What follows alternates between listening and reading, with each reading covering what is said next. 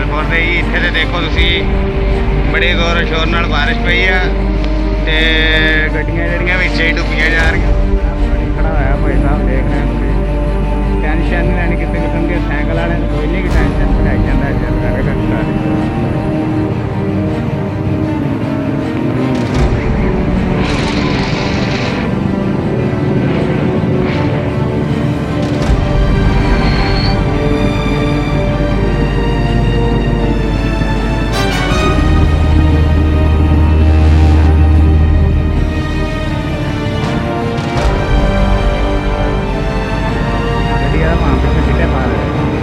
वही काम